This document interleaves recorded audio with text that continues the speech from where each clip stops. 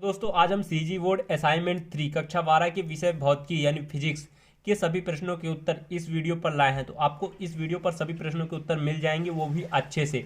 तो दोस्तों वीडियो को आप लाइक कर दीजिए और चैनल को सब्सक्राइब कर दीजिए। चलिए शुरू करते हैं आज का वीडियो। तो दोस्तों सबसे पहले है प्रश्न 1, भंवर धाराएं किसे कहते हैं।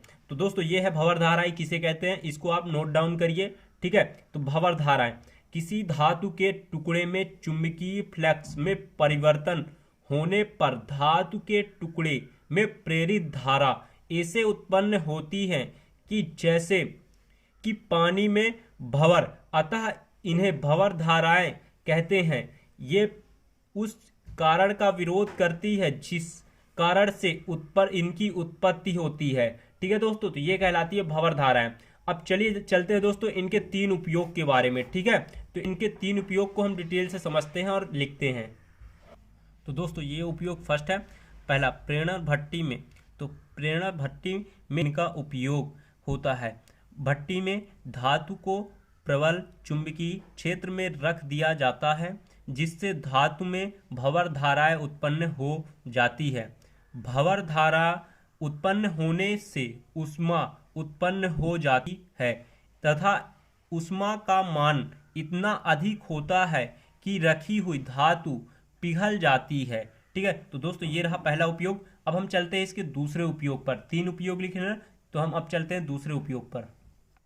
तो दोस्तों ये रहा दूसरा उपयोग, वाहनों में ब्रेक के रूप में। ठीक है, तो चलिए, वाहनों के पहिए के चारों ओर धातु का ड्रम लगा होता है। इसी के साथ पहिए का संबंध चुंबक गियर से होता है। जब वाहन में ब्रेक लगाने होते हैं तो धातु के ड्रम के पास लगे चुंबक गियर को एक्टिव किया जाता है जिससे ड्रम में भंवर धाराएं उत्पन्न हो जाती है जो पहिए की गति का विरोध करता है और वाहन रुक जाता है। तो दोस्तों ये हो गया दूसरा उपयोग। अगर आप नहीं लिख पा रहे हैं तो वीडियो को रोकिए और लिखिए। चलिए अब हम चलते हैं अपने तीसरे उपयोग के बारे में। तो दोस्तों ये हमारा तीसरा उपयोग है ऊतकों की सिकाई करने में। ठीक है, तो रोगी के ऊतकों की सिकाई करने के लिए जिस ऊतक की सिकाई करनी है उस भाग पर कुंडली लपेट कर उसमें धारा प्रवाहित की जाती है जिससे ऊतकों में भंवर धाराएं उत्पन्न हो जाती है और इसके कारण ऊष्मा उत्पन्न हो जाती जिसके कारण ऊतकों की सिकाई हो जाती है। ठीक है, तो दोस्तों ये रहा तीसरा उपयोग। 3 उपयोग लिखने थे और तीनों उपयोग को हमने अच्छे से देखा। तो आप वीडियो रोककर भी लिख सकते हैं। तो दोस्तों चलते हैं अब अगले प्रश्न की ओर, प्रश्न क्रमांक 2 पर। तो दोस्तों ये रहा हमारा प्रश्न क्रमांक 2, दिक्पात कोण तथा नमन कोण को समझाइए तथा सिद्ध कीजिए। tan थीटा इक्वल v/h, यानी थीटा VH में हमें संबंध ज्ञात करना है। ठीक है, तो चलते हैं अपने उत्तर की ओर। तो दोस्तों ये रहा उत्तर प्रश्न क्रमांक 2 का। ठीक है, तो सबसे पहले हम पूछा क्या है, दिक्पात कोण। ठीक है, दिक्पात कोण, तो हमने दिक्पात कोण बताया है क्या है, चुंबकीय यमनोत्तर या भौगोलिक यमनोत्तर के बीच बने कोण को दिक्पात कोण कहते हैं। ठीक है दोस्तों, इसे हम डायग्राम की मदद से क्लियर किए हैं। ठीक है, तो देखिए ये भौगोलिक यमनोत्तर है और ये वाला, और ये क्या है, चुंबकीय यमनोत्तर। इनके बीच बने कोण को क्या कहते हैं, दिक्पात कोण कहते हैं। तो दोस्तों ऐसे आपको क्या बनाने लेना है, डायग्राम बना लेना है। ठीक है, अब दूसरा दोस्तों पूछा है, क्या पूछा है, नमन कोण। नमन कोण पूछा है, तो अब हम चलते हैं नमन कोण पर। तो नमन कोण ये है। तो नमन कोण क्या है दोस्तों, किसी स्थान पर ऊर्ध्वाधर तल में अपने गुरुत्व केंद्र पर घूमने के लिए स्वतंत्र चुंबक का चुंबकीय अक्ष गुरुत्व केंद्र से होकर जाने वाली क्षैतिज रेखा के साथ जो बनता है उसे उस कोण का नमन कोण कहते हैं। ठीक है, तो दोस्तों ये रहा नमन कोण और दिक्पात कोण। अगर नहीं लिख पाए तो आप वीडियो को रोकिए और लिखिए। चलते हैं हम अगले, अभी और बचा है ना, tan थीटा इक्वल v/h सिद्ध करना है। ठीक है ना, यानी थीटा और एच वी आई में संबंध स्थापित करना है। तो चलते हैं आगे। ये दोस्तों रहा नमन कोण के आगे का क्वेश्चन। ठीक है, हम पहले दिखा दें कि हमने प्रूव कर लिया है। ठीक है, ये प्रूव कर लिया है। अब क्रमशः देखते हैं। तो दोस्तों सबसे पहले आपको लिखना है एच वी और थीटा में संबंध, ठीक है। फिर माना किसी स्थान पर पृथ्वी के चुंबकीय क्षेत्र I का क्षैतिज घटक H तथा ऊर्ध्वाधर घटक V है।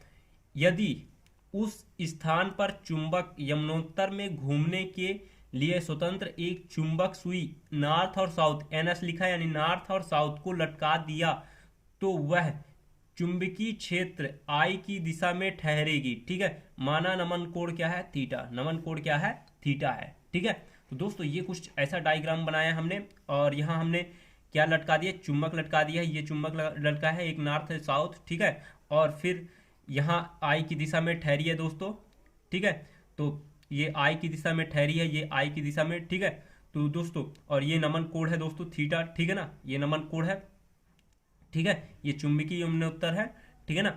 अब दोस्तों देखते इधर, चित्र से स्पष्ट होता है कि क्षैतिज घटक H बराबर I cos थीटा, ठीक है, और तथा ऊर्ध्वाधर घटक V बराबर I sin थीटा।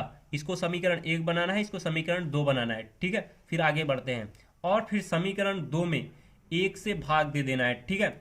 और फिर ये हो जाएगा, जब भाग देंगे तो ये हो जाएगा V upon H equal I sin theta बटे I cos थीटा, ठीक है। I से I कैंसिल, अब बचा क्या, हम जानते हैं साइन थीटा और कॉस थीटा क्या होता है, टेन थीटा। तो हम साइन थीटा और कॉस थीटा को क्या लिख दिए, टेन थीटा लिख दिए। और ये भी अपॉन एच, हम इसको ऐसे भी लिख सकते हैं, टेन थीटा इक्वल भी अपॉन एच। यही एच भी और थीटा में संबंध है, अतः क्या हुआ, सिद्ध हुआ, ठीक है। तो दोस्तों ऐसे आपको लिखना है। अब चलते हैं हम अगले क्वेश्चन की ओर, क्वेश्चन नंबर 3 पर। तो दोस्तों ये हमारा रहा प्रश्न नंबर 3, ठीक है। स्वप्रेरकत्व क्या है, किसी प्रेरण कुंडली में धारा का मान बढ़ रहा है, इस कुंडली का स्वप्रेरकत्व L है, ठीक है। परिवर्तन को प्रदर्शित करने के लिए ग्राफ बनाइए, ठीक है। चुंबकीय फ्लक्स एवं धारा के मध्य, और दूसरा क्या है, संचित चुंबकीय स्थिति ऊर्जा एवं धारा के मध्य, ठीक है। तो हम चलते हैं इसके उत्तर की ओर। तो ये है दोस्तों तीसरे का उत्तर, स्वप्रेरकत्व, ठीक है। तो जब किसी कुंडली में बहने वाली धारा के मान में परिवर्तन किया जाता है, तो उस कुंडली से गुजरने वाली बल रेखाओं की संख्या में भी परिवर्तन होता है, जिससे कुंडली में प्रेरित विद्युत धारा उत्पन्न हो जाती है। इस घटना को स्वप्रेरकत्व कहते हैं, ठीक है। अब चलते हैं दोस्तों, आ नंबर था ग्राफ बनाने के लिए, ठीक है। तो ये हमने ग्राफ बनाया, ठीक है, चुंबकीय फ्लक्स एवं विद्युत धारा के मध्य, ठीक है। तो ये हमने ऐसा ग्राफ बना है, ठीक है, देख लीजिए आप, इसे लीनियर बना है, ठीक है। अब चलते हैं बा की ओर, बा का ग्राफ भी बनाना है, ठीक है। तो दोस्तों ये रहा बा, संचित चुंबकीय स्थितिज ऊर्जा एवं धारा की ओर कुछ ऐसा ग्राफ बनेगा, ठीक है। तो वीडियो को रोककर आप बनाइए, हम चलते हैं अगले क्वेश्चन की ओर, तो क्वेश्चन नंबर 4 की ओर। तो ये है दोस्तों क्वेश्चन नंबर 4, ठीक है। चुंबकीय आघूर्ण को स्पष्ट कीजिए, चुंबकीय द्विध्रुव के रूप में धारा लूप के लिए चुंबकीय आघूर्ण का व्यंजक ज्ञात कीजिए, एम्पियर चक्र क्या है, ठीक है। तो हम सब आपको बताते हैं विधिवत, ठीक है। सबसे पहले जानते हैं कि चुंबकीय आघूर्ण क्या है, ठीक है। तो यहां से लिखिए चुंबकीय आघूर्ण क्या है, किसी चुंबक की प्रभावकारी लंबाई तथा ध्रुव प्रबलता के गुणनफल को चुंबक का चुंबकीय आघूर्ण कहते हैं, ठीक है। अब क्या करना है, इसे हम धारा लूप में निकालते हैं, ठीक है। यदि m ध्रुव प्रबलता तथा 2l प्रभावकारी लंबाई हो तब चुंबकीय आघूर्ण क्या होगा, ठीक है। तब चुंबकीय आघूर्ण क्या होगा, m इक्वल स्मॉल m गुणे 2l, ठीक है। चुंबकीय आघूर्ण चुंबकीय द्विध्रुव के रूप में धारा लूप के लिए चुंबकीय आघूर्ण, ठीक है।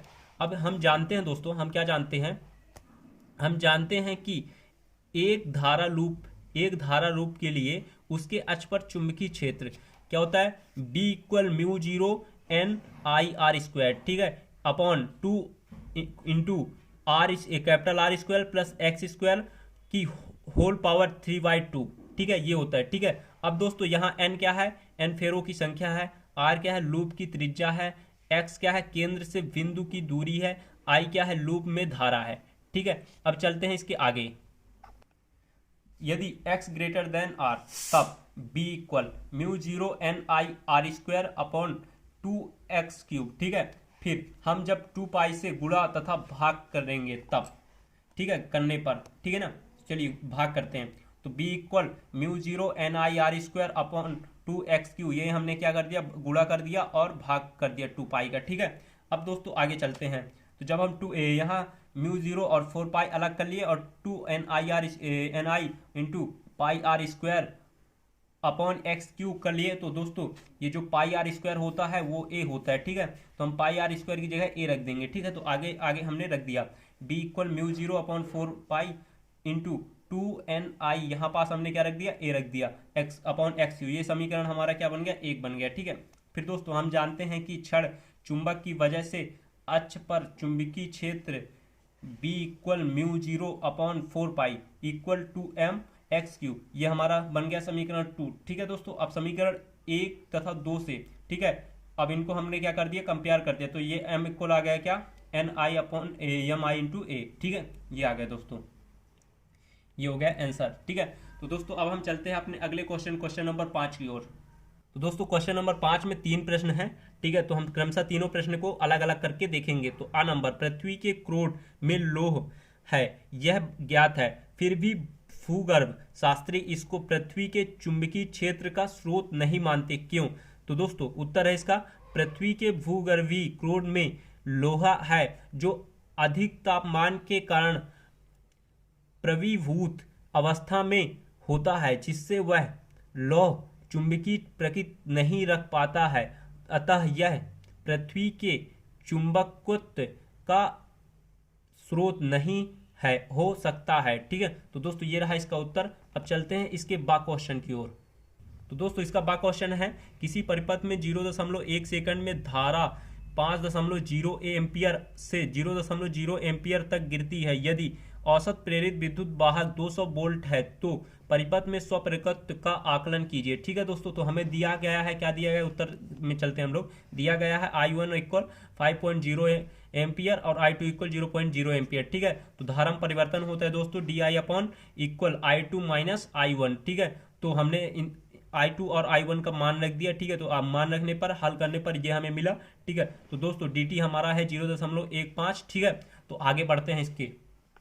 तो दोस्तों प्रेरित विद्युत वाहक बल एप्सिलॉन इक्वल 200 वोल्ट, तो L बराबर ज्ञात करना है। तो सूत्र है दोस्तों epsilon equal minus L into D I upon D T, ठीक है। तो दोस्तों यहाँ हमने सबको मान रखना है, ठीक है। तो ये एप्सिलॉन 200 है और माइनस L और डी आई कितना है, -5 है और डी टी कितना है 0.1, ठीक है। अभी हमने ज्ञात किया था, ठीक है।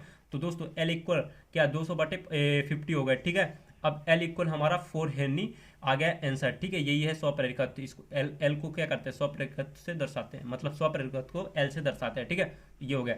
अब दोस्तों चलते हैं इसके 7 क्वेश्चन की ओर। तो प्रश्न 5वें के 7 क्वेश्चन को, तो इसमें निम्न स्थिति के लिए प्रेरित विद्युत धारा की दिशा की प्रकृति ज्ञात कीजिए। धारा I के लिए अचर दर पर कमी, ठीक है। तो दोस्तों इसमें इसका उत्तर है कमी प्रेरित, यानी कोई प्रेरित धारा नहीं, क्योंकि क्षेत्र रेखा लूप तल में स्थित है, इसलिए इसमें क्या है, कोई प्रेरित धारा नहीं है। तो दोस्तों ये रहा हमारे फिजिक्स का सभी क्वेश्चनों के हल। और दोस्तों उम्मीद है वीडियो पसंद आई होगी, और वीडियो पसंद आई तो वीडियो को लाइक और दोस्तों के साथ शेयर कीजिए। मिलते हैं।